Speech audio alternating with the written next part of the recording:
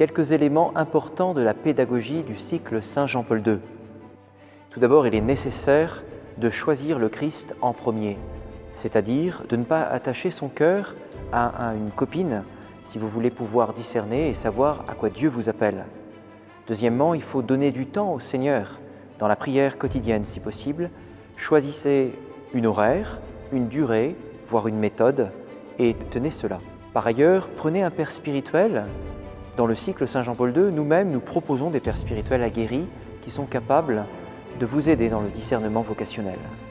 Enfin, il faut choisir le cycle par-dessus tout, c'est-à-dire non pas venir comme une sorte de retraite spirituelle à la mode, où nous voyons un peu du pays et des hauts lieux, mais le choisir par-dessus tout, c'est-à-dire d'accepter de se contraindre soi-même à venir à chaque étape, à chaque fois durant l'année, en priorité. La pédagogie du cycle peut sembler peut-être parfois laborieuse, c'est-à-dire vous direz 8 week-ends par an, qui plus est, au final peut-être il faut faire une deuxième année, je ne vais pas faire tout ça. Alors permettez-moi de vous faire cette réflexion. Parfois vous êtes en première, deuxième, troisième, quatrième année d'études, et au bout de ce première, deuxième, troisième, quatrième année d'études, vous pensez faire d'autres études et vous n'avez toujours pas trouvé votre orientation professionnelle définitive. Alors il est évident qu'avec le temps que vous passez, vous comprenez bien que ce n'est pas en 5 minutes que vous allez discerner votre vocation. Il faut du temps.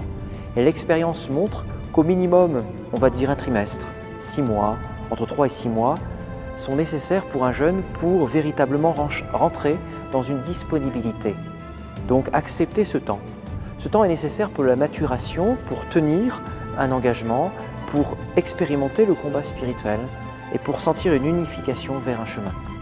Je vous invite aussi à avoir un sens de l'Église, c'est-à-dire que votre vocation est publique. C'est à travers l'Église que vous allez discerner, parce qu'elle est maîtresse de vérité. C'est pour l'Église que vous discernez, que ce soit dans le mariage, que ce soit dans le sacerdoce ou dans la vie consacrée. Alors d'avance, ne cherchez pas à faire vos projets, mais soyez disponible à ce que l'Église vous dira. C'est la garantie absolue de cheminer dans le Christ.